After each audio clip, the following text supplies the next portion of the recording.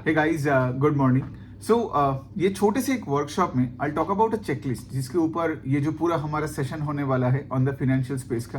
ठीक है, तो मुझे लगा कि लाइक ये चेकलिस्ट अगर आपको मतलब एक बर्ड्स आई व्यू मिल जाए तो क्या होगा कि लाइक जब आप सेशन में आओगे तो फिर आपके लिए बहुत आसानी होगा। बिकॉज अगर बिग पिक्चर लेवल पे आपका क्लैरिटी है ना, तो उसके बाद अगर मैं कोई भी टॉपिक के डेप्थ में भी जाता हूँ तो कोई खो नहीं जाएगा। ठीक है, बिकॉज होता है ना कभी कभार कि like people get lost in the detail, और मैं नहीं चाहता हूँ कि मेरा सेशन में ऐसा कुछ हो कि लाइक ठीक है मैं इतना डिटेल में चला गया कि लोग ऐसे ही मतलब उनको समझ नहीं आ रहा है कि लाइक मतलब बिग पिक्चर क्या है। ठीक है, बिग पिक्चर लेवल पे आपको क्लैरिटी रखनी चाहिए, ये बहुत ही इंपॉर्टेंट है। ठीक है, मतलब क्या है कि देखिए जैसे मैंने बताया कि कोई भी जब हम कोई भी फाइनेंशियल कंपनी को जब एनालाइज करेंगे तो पहला पॉइंट तो जैसे है कि लाइक हम पैसा बनाने का और मौका ढूंढने का मेंटालिटी लेके पढ़ेंगे। Got it? वरना पढ़ने का क्या फायदा है ना, तो वो मेंटालिटी लेके आना पड़ेगा। और जब आप वो मेंटालिटी लेके कोई भी पीपीटी कॉन कॉल खोल रहे हो, कोई भी कंपनी को एनालाइज कर रहे हो, लेट्स से कोई भी लेंडिंग कंपनी का बात करते हैं आज, ठीक है, इस वीडियो में कोई भी लेंडिंग कंपनी का बात करते हो, सो आपका big picture framework question ready होनी चाहिए। ठीक है, अब मैं आपको बताता हूं कि यहां पे मैंने कुछ अपने एक नोटपैड में 3-4 क्वेश्चंस लिखा है। ठीक है, तो बिग पिक्चर लेवल पे अगर ये क्वेश्चंस का जवाब आपको उस कंपनी से नहीं मिलता है, उस पीपीटी से, और जब ये आप मतलब जब आप कॉन कॉल पढ़ोगे या सुनोगे, अगर आपको वैसे क्वेश्चंस का जवाब नहीं मिलता है, मतलब वो फाइनेंशियल अभी इन्वेस्टमेंट का लायक नहीं है। ठीक है, तो आप इस तरीके से देख सकते हो। तो पहला तो पॉइंट है कि लाइक चलिए सारे पॉइंट्स को थोड़ा डिस्कस करते हैं। ठीक है, ये तो सिर्फ देखिए मैं अभी ज्यादा एग्जांपल लेके बोल नहीं पाऊंगा, बिकॉज ऐसे ही हम जब हम वर्कशॉप करेंगे तो हंड्रेड्स ऑफ कंपनीज को हम ऐसे ही एनालाइज करेंगे। ठीक है, तो बहुत ही मजा आएगा पूरे सेशन में। लेकिन चलिए अभी थोड़ा सा एक फ्लेवर हो जाए। और ठीक है, तो सबसे इंपॉर्टेंट पॉइंट है कि हमें देखना पड़ेगा कि लाइक 3 चीजें के बारे में। ठीक है, मतलब अगर 3 क्वेश्चंस को हमें एक साथ देखना पड़ेगा, 3 में से अगर एक सवाल का भी जवाब हमें नहीं मिलता है, मतलब वो बहुत अच्छा इन्वेस्टिंग डिसीजन नहीं बनता है। लेकिन ऑफ कोर्स जो भी मैं बता रहा हूं, देखिए at the end of the day investing एक बिहेवियरल गेम है। ठीक है, मतलब यहाँ पे बहुत सारे कैवियाट्स होते हैं। तो जब आप सेशन में आओगे ये मत सोचना कि लाइक कि सर जी एक फॉर्मूला बता देगा हमें कि ये करो तो पैसा बनेगा, ऐसा कभी होता नहीं है। ठीक है, बिकॉज यहाँ पे क्या है ना कि लाइक सबका आउटलुक अलग होता है लाइफ में, सबका अलग अलग इन्वेस्टमेंट हॉराइजन होता है, राइट? किसी को फाइनेंशियल ज्यादा पसंद हो, किसी को फाइनेंशियल कम पसंद हो, तो क्या होता है ना, एंड सबका बैकग्राउंड पे भी डिपेंड करता है। तो कोई भी चीज को आप फॉर्मूला की तरह मत लो। इसीलिए जो लोग ये एक्सेल शीट में फॉर्मूला डालते हैं ना, वो लोग जॉब में रहते हैं, राइट? उनको सैलरी अच्छा मिल सकता है, लेकिन वो कभी अच्छा इन्वेस्टर नहीं बनता है। सो अभी चलिए हम बात करते हैं वो तीनों बिग पिक्चर पॉइंट्स को जो हमें इकट्ठा देखना है। ठीक है, पहला जो पॉइंट है वो हमें देखना है कि ग्रोथ का पैरामीटर। ठीक है, अब देखिए अगर कोई भी फाइनेंशियल कंपनी हो, ठीक है, जिसमें ग्रोथ नहीं है, मतलब वो लोन बुक का ग्रोथ नहीं हो रहा है, वो नया जगह में डिसबर्सल नहीं दे रहे, राइट, नया ज्योग्राफीज में जा नहीं रहे, जिसमें ग्रोथ नहीं है ना, तो मतलब उस स्टॉक का ऊपर जाना इम्पॉसिबल है। समझ में आया? ठीक है, फर्क नहीं पड़ता है कि उसका बैकग्राउंड में कौन था, क्या किया, कितना अच्छे से वो चलाया इन द पास्ट, कितने बड़ा ब्रांड है। अगर कोई भी कंपनी का ग्रोथ नहीं है, अब ये सबसे इंपॉर्टेंट पॉइंट है स्टॉक मार्केट में कोई भी कंपनी का, ठीक है, फाइनेंशियल हो नॉन फाइनेंशियल हो, लेकिन हम यहां पे चलो फाइनेंशियल का बात करते हैं। अगर आपका फाइनेंशियल में ग्रोथ नहीं है, से growth in the loan book नहीं हो रहा है, ग्रोथ इन डिपॉजिट नहीं हो रहा है, फिर आप देख रहे हो कि ग्रोथ इन डिसबर्सल नहीं हो रहा है, ये सब टर्म्स में मैं और डिटेल में वर्कशॉप में डिस्कस करूंगा, लेकिन यहां पे सिर्फ एक फ्लेवर दे रहा हूं। और से फॉर एग्जांपल अब देखिए ग्रोथ कैसे आएगा? ग्रोथ तभी आएगा ना जब आप टेक्नोलॉजी पे इन्वेस्ट करोगे, ग्रोथ तभी आएगा ना जब आप नया जगह में जाके ब्रांचेस सेटअप करोगे, है ना, टायर 2, 3, 4, 5 सिटीज में जाओगे, नया ज्योग्राफीज में जाओगे। वरना नया एसेट अंडर मैनेजमेंट में ग्रोथ कहां से आएगा? लोग डिपॉजिट और कैसे करेगा अगर आपका ब्रांचेस ही नहीं खुलते हो? तो वही अगर ज्योग्राफी में पढ़े हो तो मतलब वहां पे आपका ग्रोथ कैसे आएगा, है ना? तो ये हो गई पहला वाला पॉइंट कि जब हम कोई भी फाइनेंशियल को देखेंगे हमको देखना है कि लाइक वो ग्रो कर रहा है कि नहीं। और फिर आपका दूसरा सवाल होगा कि सर जी यहाँ पे मतलब किसके साथ इस ग्रोथ को कंपेयर करें? लाइक से फॉर एग्जांपल कोई कंपनी 15% से ग्रो कर रहा है, now is this a good rate of growth और a bad rate of growth? The answer is आपको हमेशा सिस्टम का क्रेडिट का ग्रोथ के साथ कंपेयर करना है। नाउ आपका अगला सवाल होगा सिस्टम का क्रेडिट का ग्रोथ का रेट का नंबर कहां से मिले, राइट? वो नंबर जानने के लिए ना आप पहले हमारे देश का जो टॉप 3 बैंक्स है इन टर्म्स ऑफ साइज, उनका ग्रोथ रेट ले लो, तीनों का लोन बुक का ग्रोथ रेट देख लो, डिपॉजिट का ग्रोथ रेट ले लो और एक मोटा मोटी एक दिमाग में एवरेज कर लो, ठीक है। और वही होता है सिस्टम का क्रेडिट का, लोन बुक और डिपॉजिट का ग्रोथ। मतलब अगर आप स्टेट बैंक ऑफ इंडिया को देखोगे तो उनका मैनेजमेंट का कहना है कि दे वुड ग्रो एट 12, 13, 14%, उनका गाइडेंस है। एचडीएफसी बैंक का 15-16% है और आईसीआईसीआई बैंक गाइडेंस देता नहीं है लेकिन उसी रेट के आसपास से ग्रो करता है। सो मतलब क्या, लोन बुक का growth rate of the system is around 15%, ऐसे लेके चलो। क्यों?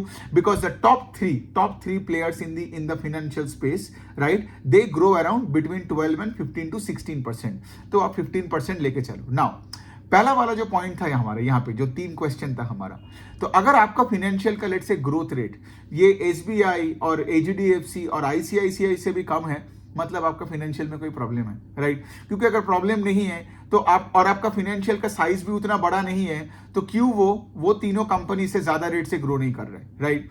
मतलब यहाँ पे जब मैं ग्रोथ का बात कर रहा हूँ, मैं यहाँ पे लोन बुक का ग्रोथ और यहाँ पे चलो डिपॉजिट का ग्रोथ, ठीक है। तो लोन बुक का ग्रोथ और डिपॉजिट का ग्रोथ का रेट तो मुझे तो एटलीस्ट एसबीआई और एचडीएफसी बैंक से ज्यादा चाहिए ना, नहीं तो मैं वो दोनों ही खरीद लूँ, है ना। तो फिर मुझे यहाँ पे मिड एंड स्मॉल कैप में आके इतने सारे फाइनेंशियल्स और लेंडिंग स्पेस एनबीएफसी पढ़ना ही क्यों है, right. So my company has to grow at a faster pace than the likes of SBI and HDFC, right. वरना क्या है, वरना आप निफ्टी इंडेक्स ले लो और इंडेक्स में ये दोनों कंपनी है, इतना पढ़ाई लिखाई करने की जरूरत है नहीं। हम यहाँ पे क्यों आ रहे हैं, हम यहाँ पे आ रहे हैं ज्यादा पैसे बनाने ना स्टॉक मार्केट में, वरना हम mid and small cap and penny stocks ऐसे कंपनीज में हम क्यों पढ़ेंगे। आप ये वर्कशॉप भी क्यों अटेंड करोगे अगर आपका लेट से 10% का रिटर्न का एक्सपेक्टेशन है बाजार से, फिर आप थोड़ा इग्नोरेंट रह भी सकते हो और मतलब जाके वहां पे एसबीआई और एचडीएफसी खरीद लो, आपको मिल जाएगा। तो ये बनता है पहला वाला पॉइंट है कि ग्रोथ का factor, disbursal, loan book, deposit, ये सब देखना है उनके कंपैरिजन में।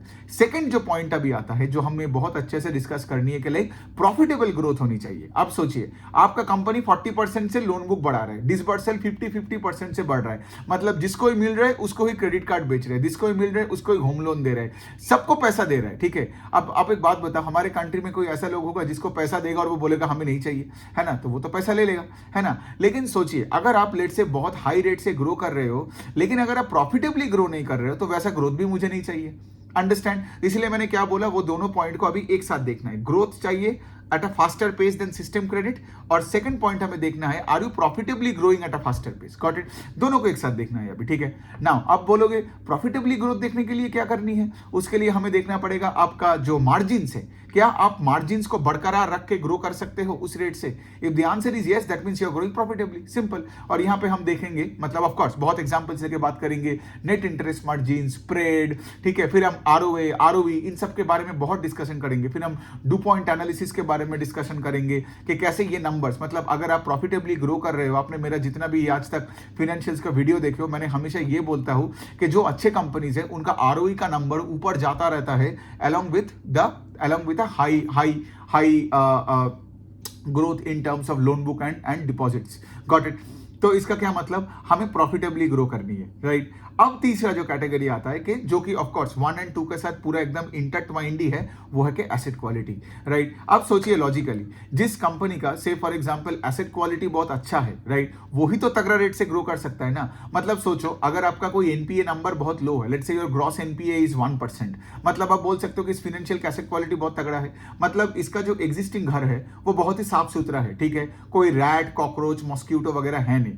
तो जब आपका घर अच्छा है तभी तो आप सोच सकते हो एक नया घर लेने के लिए, करेक्ट। सो तो बेसिकली जिस कंपनी का एसेट क्वालिटी बहुत अच्छा होता है, उसका एक अच्छा इंडिकेशन क्या है पता है, कि उसका लोन बुक भी ग्रो कर रहा है एट अ फास्ट पेस, उसको डिपॉजिट भी मिल रहा है at a fast pace, disburse भी कर रहा है एट अ फास्ट पेस, और उसका आरओई का नंबर और स्प्रेड भी और उसका स्प्रेड भी वो लोग मेंटेन कर पा रहे हैं, राइट। लेकिन सोचिए, अगर आपका एसेट क्वालिटी खराब है, तब आप तो पूरा एनर्जी लगा दोगे घर क्लीन अप करने के लिए, उस टाइम पे ग्रो कैसे करोगे, राइट। तो ये बनता है तीसरा वाला पॉइंट। तो फिर अब देखिए, अब 3 पॉइंट आपको इकट्ठा सोचना पड़ेगा, राइट। और इसी पे ही हम लोग ये बिग पिक्चर पे हम काम करेंगे जब हम पूरा, क्योंकि देखिए ये सेशन बहुत लंबा चलने वाला है, ठीक है। और यहाँ पे क्या है ना कि मुझे यहाँ पे बहुत सारे डिटेल में जाके बात करना पड़ेगा, लेकिन having said that, big picture अगर आपको आ जाता है, ठीक है, तो मतलब क्या, जब हम डिटेल में भी जाएंगे तब आपको पता चलेगा कि हम कर क्या रहे हैं, ठीक है। सो नाउ तो पहला पॉइंट है कि ग्रोथ देखना है, फिर देखना है कि प्रॉफिटेबली ग्रो कर रहा है कि नहीं, और तीसरा पॉइंट है कि एसेट क्वालिटी, राइट। तो अगर कोई कंपनी का से एसेट क्वालिटी खराब हो जाता है तो ऑटोमेटिकली प्रॉफिटेबिलिटी भी खराब हो जाएगा। थोड़ा सा टेक्निकली अगर मैं बात करूं, सेशन में डिटेल में बात करेंगे कि लेट्स से अगर आपका एसेट क्वालिटी खराब हो रहा है तो आपका कलेक्शन एफिशिएंसी में प्रॉब्लम आएगा। मतलब क्या, ईएमआई आपको कस्टमर से मिल नहीं रहा है, कलेक्शन एफिशिएंसी में प्रॉब्लम आएगा तो आपको प्रोविजन बढ़ाना पड़ेगा, आपको राइट ऑफ करना पड़ेगा, और इन सबसे क्या होगा, क्रेडिट कॉस्ट बढ़ जाएगा। जितना क्रेडिट कॉस्ट बढ़ेगा उतना अपना प्रॉफिटेबिलिटी में इफेक्ट होगा, मतलब उतना आपका आरओई का नंबर घटेगा, आरओए का नंबर घटेगा, राइट। तो वहां पे भी प्रॉब्लम चालू, और जितना आपका प्रॉब्लम्स चालू होगा तो सोचिए लॉजिकली, तो उसके बाद जब आप हायरिंग करोगे तब आप हायरिंग किस डिवीजन में ज्यादा करोगे, कलेक्शन के डिवीजन में या आप लेंडिंग के डिवीजन में? आप करोगे कलेक्शन के डिवीजन में, सबको आप हायर करोगे ताकि आप लोगों के घर जाके सिर्फ पैसा उठाने जाए। मतलब क्या, कंपनी का इंक्रीमेंटल ऑपरेटिंग एक्सपेंसेस भी जाएगा just to collect the money जो पहले दिया था, राइट। मतलब क्या, ग्रोथ के लिए टाइम ही नहीं है उनका, राइट। तो इसीलिए आप देखोगे इनका जो गोइंग फॉरवर्ड, इनका जो लोन बुक का ग्रोथ होगा वो देखोगे अब ये सिस्टम क्रेडिट ग्रोथ से नीचे होगा, ठीक है। तो ऐसे बहुत सारे एग्जांपल्स लेके हम बात करने वाले हैं उस सेशन में, ठीक है। बहुत ही मजेदार सेशन होगा, तो आपको प्रैक्टिकली देखना पड़ेगा, राइट। अब आप मुझे बताओ, ये तीनों पैरामीटर पे ही हमें पूरा फाइनेंशियल सेक्टर का वर्कशॉप करेंगे, राइट। उतना भी डिफिकल्ट नहीं है, आई नो के लिए बहुत सारे पैरामीटर्स है। अब आप जैसे एसेट क्वालिटी का बात बोला, राइट, वहां पे क्रेडिट कॉस्ट समझाना पड़ेगा, फिर उसके बाद जाके डीपीडी बकेट्स, फिर उसके बाद स्पेशल मेंशन अकाउंट, बहुत सारे टेक्निकल टर्म्स है। फिर यहाँ पे जाके बैलेंस शीट में भी देखना पड़ेगा क्या क्या चीजें हैं, इनकम स्टेटमेंट देखना पड़ेगा, उसमें देखना पड़ेगा, क्योंकि credit cost, provisions, they are all linked together. मुझे वो लिंक करके भी आपको दिखाना है। But the point I am actually trying to say इसके लिए, अगर आपका बिग पिक्चर लेवल में क्लैरिटी है, और यही है बिग पिक्चर, ये जो 3 पॉइंट है ना, अब देखोगे जो कंपनी का मैनेजमेंट कॉन कॉल में आके ना ग्रोथ के बारे में बात करता है, अब देखोगे कॉन कॉल में वो एसेट क्वालिटी का बात नहीं करता है, और जो मैनेजमेंट एसेट क्वालिटी का ही बात करते रहते हैं, मतलब एनालिस्ट हमेशा उनको बताते रहता है कि लाइक यार आपका प्रोविजन बढ़ते जा रहे हैं, क्रेडिट कॉस्ट बढ़ते जा रहे हैं, ये प्रॉब्लम हो, वो प्रॉब्लम है, आप टेक्निकल राइट ऑफ कर रहे हो, कॉन्टिंजेंट प्रोविजन कितना है, ये है, वो ये सब टेक्निकल टर्म्स में उस दिन अच्छे से एग्जाम्पल लेके आपको आराम से समझा दूंगा, ठीक है। आपको कोई बैकग्राउंड की जरूरत नहीं है। But all the point I am trying to say इसके लिए आपको देखो, आपको लॉजिकली देखना है। मैंने क्या बोला, मैंने यही बोला कि आप सेशन ज्वाइन कर रहे हो, मेरा एजम्पशन यही है कि आपको स्टॉक मार्केट में फाइनेंशियल स्टॉक से पैसा बनानी है, आपको मौका ढूंढनी है, राइट। और अगर आप पैसा बनाने आ रहे हो तब भी आप इस सेशन में आओगे और आपको वैल्यू मिलेगा। अगर आप थियोरेटिकली देखते बैठोगे तो फिर आपको लगेगा यार एक एमबीए फैकल्टी का ही बात ना सुन लूं। The point I am actually trying to say इसके लिए एक बिग पिक्चर लेवल पे ये जो 3 पॉइंट है इसी पे हमें काम करना पड़ेगा, और फिर उसका सब कैटेगराइजेशन। एंड डोंट वरी, क्योंकि जो भी मैं पॉइंट पे फोकस करूंगा ना, वो सारे के सारे पॉइंट्स में ना I talk about all the live current example which is going to make this session even more exciting actually, because क्या है ना कि लाइक कोई भी अगर लेट्स से फॉर एग्जांपल मैंने क्रेडिट कॉस्ट का बात किया, मुझे आपको कोई एक्सेल शीट नहीं दिखानी है, ठीक है। एक्सेल शीट कौन देखता है? एक्सेल शीट वो देखता है जिसका दिमाग चलता नहीं है, हम सबका दिमाग चलता है। तो हम जब क्रेडिट कॉस्ट का बात करेंगे, हम वेरियस फाइनेंशियल्स का क्रेडिट कॉस्ट का नंबर मैं आपको यू बताऊंगा, और फिर उसका लॉजिक भी बता दूंगा कि उसका नंबर वैसा क्यों है। और हमारा मेन गेम क्या है, हमें देखना है कि नंबर किस तरफ जा रहा है रादर देन उस पॉइंट पे नंबर क्या है। मैं एक सिंपल से एग्जांपल दे रहा हूं, सोचो लॉजिकली आप, ठीक है। आप एक हाउसिंग फाइनेंस कंपनी हो, ठीक है। आप सिर्फ उनको लोन देते हो जिनका कोलैटरल है वो घर या वो जमीन जो आप रखते हो अपने पास, गॉट इट। या फिर आप एक गोल्ड लेंडिंग कंपनी हो, ठीक है। तीसरे साइड में देयर इज अनदर कंपनी जो माइक्रो फाइनेंस अनसिक्योर्ड लोन देता है। मतलब क्या, मतलब housing company which is secured lend करता है, गोल्ड फाइनेंसिंग दूसरा कंपनी जो भी गोल्ड है, कंपनी मतलब यहाँ पे मैं बैंक का बात कर रहा हूं, जो भी सिक्योर्ड लेंडिंग करता है, और तीसरा एक माइक्रो फाइनेंस जो कि अनसिक्योर्ड लेंडिंग करता है। अब बताओ इन तीनों में, मतलब अगर आपको मैं पूछूं इन तीनों में सबसे ज्यादा क्रेडिट क्वालिटी मतलब क्रेडिट कॉस्ट किसका हाई हो सकता है? ऑफ कोर्स माइक्रो फाइनेंस में ना, right. Of course micro finance में, क्यों? बिकॉज यहां पे कस्टमर का कोई कुछ चीज कंपनी के पास है नहीं, और माइक्रो फाइनेंस होता ही है आपका ये छोटा छोटा इनकम जनरेटिंग लोन जो आप एकदम lowest strata of the society के लोगों को देते हो, है ना। तो अगर आप सोचो, अगर आपका दिमाग नहीं चलता है तो आप क्या करोगे? एक्सेल शीट में तीनों कंपनी को एक साथ फेंकोगे और आपको लगेगा हाउसिंग कंपनी का, हाउसिंग फाइनेंस कंपनी का क्रेडिट कॉस्ट तो 1% है।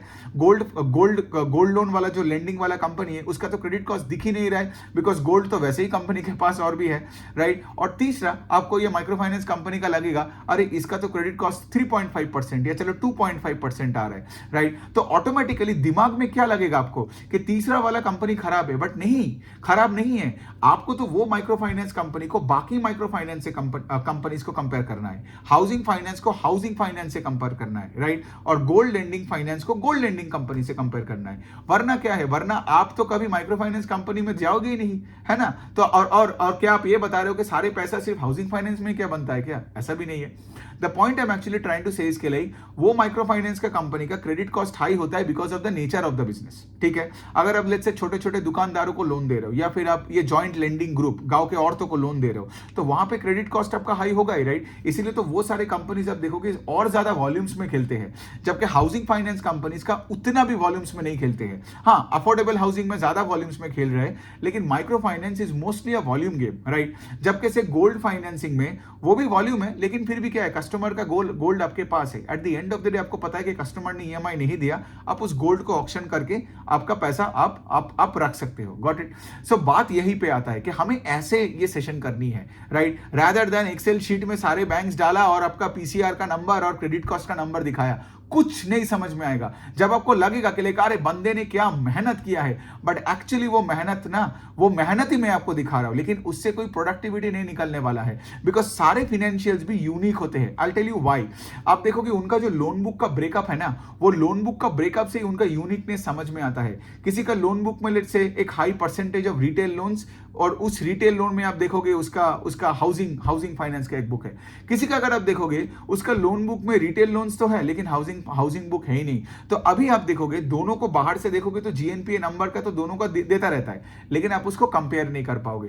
तो बेसिकली यहां पे मैं यही बोलने का कोशिश कर रहा हूं कि यहां पे एप्पल्स टू एप्पल्स कंपैरिजन बहुत कम होता है। तो इसीलिए आप देखोगे मैं उतना ज्यादा एक्सेल शीट वगैरह यूज नहीं करूंगा, प्रैक्टिकली बात करूंगा, ठीक है। मॉडल को लेके बात करेंगे, और जहां जहां कंपेयर करना है वो मैं ऑटोमेटिकली कर दूंगा ऐसे शब्दों में, ठीक है।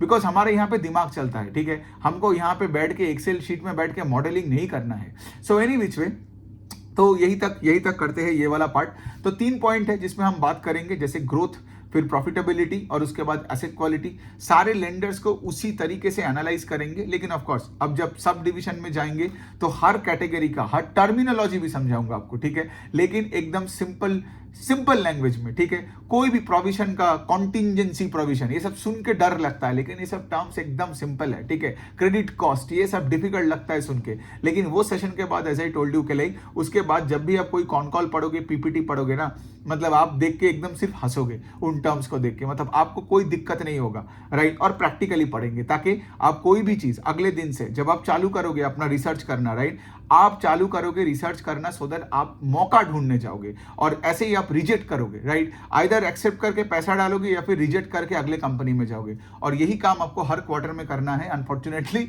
व्हाई आई से दिस, बिकॉज दुनिया बदलती रहती है कंपनीज का, राइट। तो जो कंपनी आज बुरा है इसका मतलब ये नहीं कि वो पूरा जिंदगी बुरा रहेगा, तो हमें ट्रैक करते रहना है, और अगर वो कभी अच्छा हो गया, पैरामीटर्स उसका उस तरह से अच्छा होने लग गया, हमें तो इंडिकेशन मिल ही जाएगा, उसी पे भी हम काम करेंगे, तो ऑफकोर्स आप उसमें इन्वेस्ट कर सकते हो।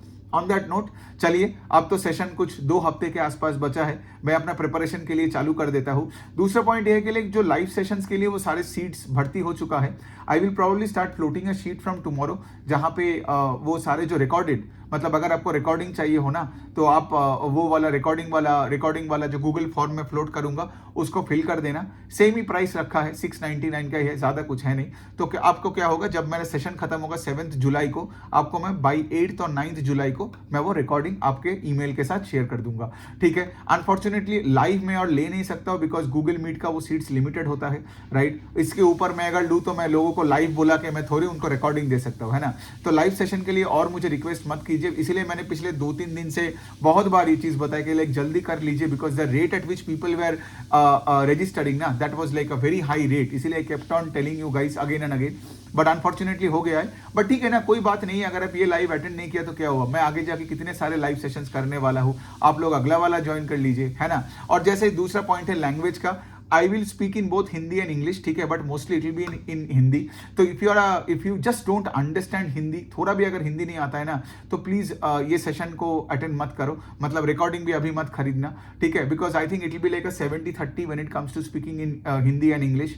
एंड मैं हिंदी में ज्यादा कंफर्टेबल फील करता हूँ more than speaking in English, although English मुझे आता है बोलना, बट मुझे लगता है since this is my first live session to all you guys, right, और इतना बड़ा एक मतलब एक आर्मी के साथ I will be sitting, so I should start with the language जहां पे like you know I will be more comfortable. तो इसीलिए मैं हिंदी में ज्यादा बातें करूंगा, नंबर्स में इंग्लिश में बताऊंगा ऑफ कोर्स, मतलब नंबर्स में ये नहीं बोलूंगा कि like 45, I will say 45, but having said that yes, if you struggle to like understand the language of Hindi, I would suggest to stay away from this session.